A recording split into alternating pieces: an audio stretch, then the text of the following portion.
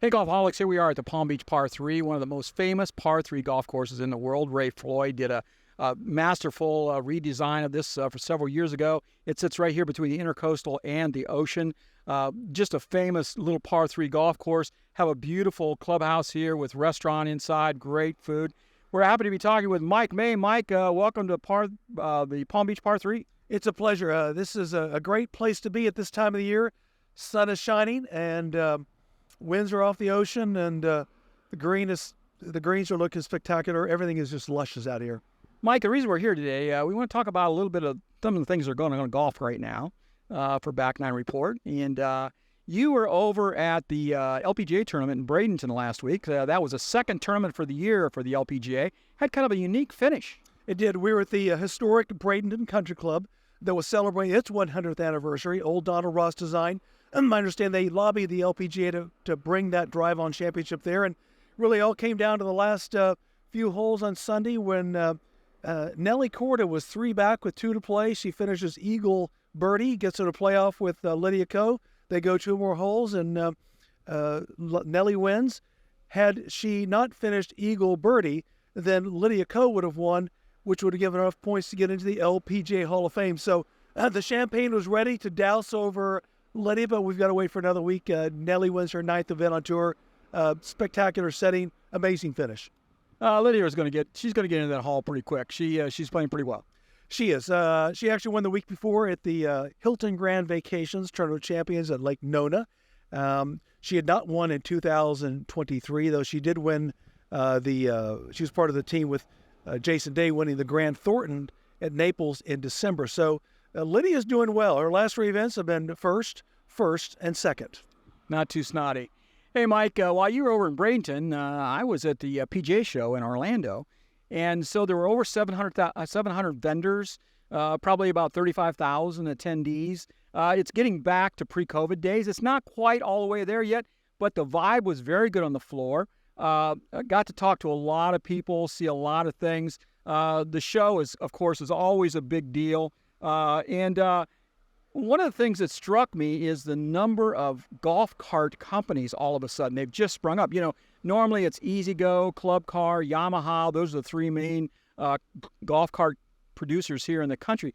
Now you've got all these Chinese companies that are bringing carts in, and they're kind of cutting the rate a little bit. So if you want to buy a golf cart, now might be the time to do it. People love having golf carts not only for golf, but for their own purposes in their neighborhoods. So the use and utility of the golf cart has expanded. And I also understand in recent years we've had an issue with actually getting a hold of golf carts. So we do need more product because the demand is greater than supply. Another thing that surprised me at the golf show this year was there was a whole section devoted to pickleball. And so pickleball now, the numbers are up to 36 million in the United States. It's become a major sport around the country, especially at country clubs, upscale golf clubs, different things. I was at a facility the other day. They're going to have 53 pickleball courts when they get all done building. It's just amazing the number of players they have there. And then the vendors all had their booths around these 2 pickleball courts, and they had a lot of interest there. Pickleball is becoming as much a part of a country club existence as the golf, the tennis, and the swimming, and that's now pickleball. Originally, it was a sport appealing to older people. Now it's to every age group is playing pickleball, and courts are popping up everywhere. It's an amazing sport that has now been established as the fastest growing sport in America. I've read reports that nearly 40 million Americans are playing pickleball, and that number's on the rise. Yeah, another topic we want to talk about a little bit. There's been some things happening in the golf world. There's still nothing as far as the LIV PGA Tour merger, but it was just announced that the SSG group, made up of a bunch of billionaire sports team owners, like the guys that own the Boston Red Sox, Arthur Blank that owns the Atlanta football team, and a couple other major sports clubs owners, have gone together and are pumping $3 billion into the PGA Tour as outside investors. Money is going to golf in a big way. Let's hope it reaps dividends. When you look at the PGA Tour leaderboards, the names that we recognize from the past, the recent past, are not there. So golf is in a struggle for sort of the recognition it had in the past. Tiger is not playing that much. and a lot of well-known players that we've come to know and appreciate in the last few years are now on the Live Tour, and so we'll see where the PGA Tour goes. I don't see it going away, but it's definitely not as strong as it once was 4 or 5 years ago. Of course, John Rahm decided to go last fall over the LIV. We just got notice that Terrell Hatton has left the PGA Tour. He got $60 million to join the Live Tour, so congratulations to him for that. In addition to this, Rory McIlroy for a time was the champion or the mouthpiece for the PGA Tour, and so he kind of got his legs cut out for him last June, when Jay Monahan announced the possible merger between them and the LIV Tour. And so Rory kind of took a step back. He got off of the policy board. He doesn't want to be in the limelight anymore. And he really changed his tune. He did a full 180 last week, or this week actually, before the AT&T at Pebble Beach. I said, well, the LIV players shouldn't have any problems coming back. There shouldn't be any penalties. Just let them come back and play. Everybody, let's get along and let's all play golf again. Yes, I don't think I've ever seen. He's been very politically correct with his comments. In the past, he was on one side, and now he's completely different. I sort of agree with Rory. I think Rory should focus on his golf game. He stepped off the PGA Tour policy board, and he's now become sort of the leading man on the PGA Tour, but his voice is not as dominant as it once was. So I'm not sure where this is all going.